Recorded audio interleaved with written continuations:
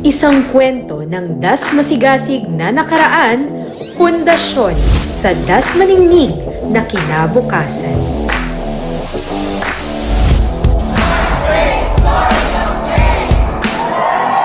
Masigasig na DepEd Dasmariñas, nagugat sa nakaraan, nagdinigdig na kinabukasan.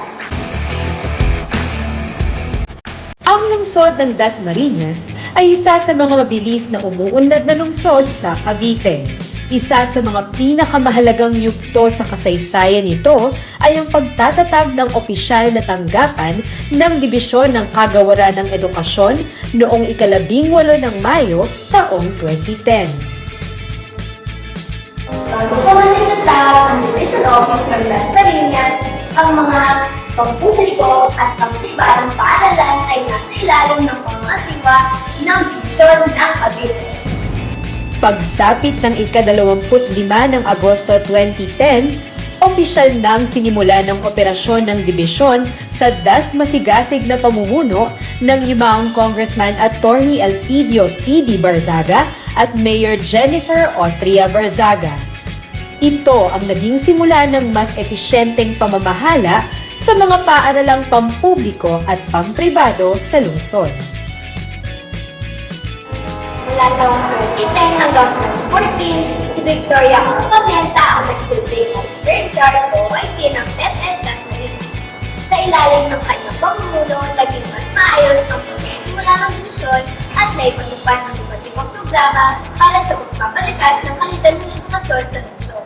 Sa paglipas ng mga taon, dumating pa ang 5 na naging Division Superintendent at 2 Assistant Schools Division Superintendent. Sa ngayon, si Dr. Elias A. Alecaya Jr.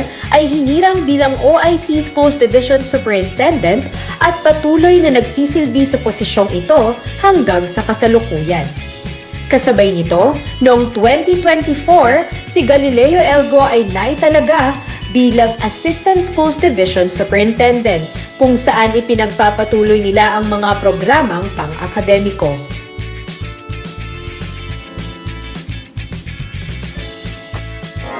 Mga leader na may-alay ng kanilang dedikasyon upang matiyak na ang bawat mag-aaral ay maatanggap ng dekalidad na edukasyon.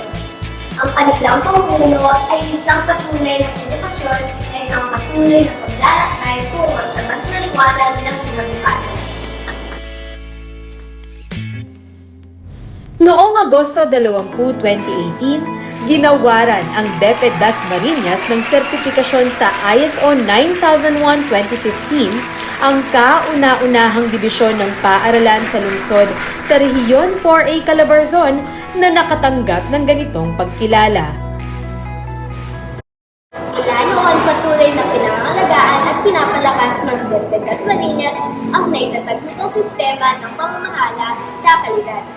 Naging tapat ang tanggapan ng dibisyon sa pagbibigay ng dekalidad na serbisyong pang-edukasyon para sa kasiyahan ng mga stakeholders, alinsunod sa pangako nito ng dasmasipag, dasmagaling at dasmasiglang paglilingkod.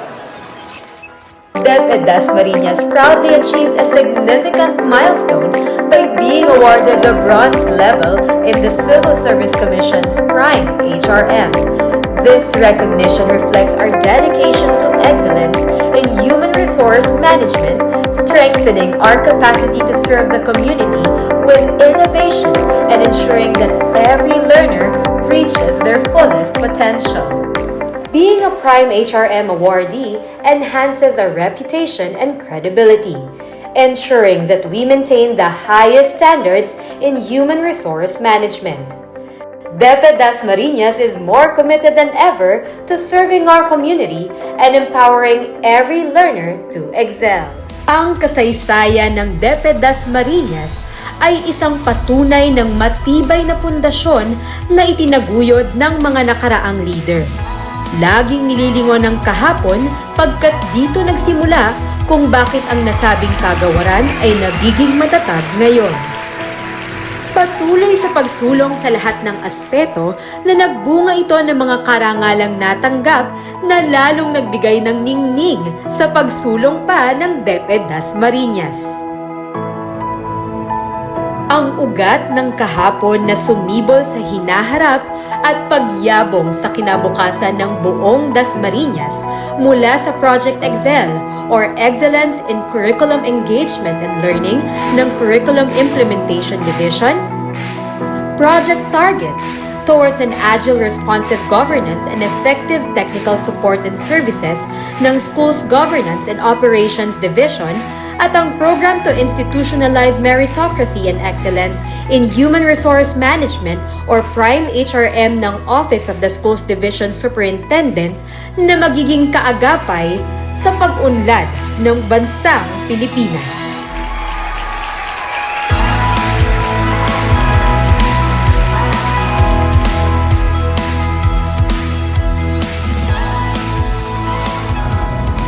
Iyan ang DepEd Dasmariñas. Sulong na, sulong pa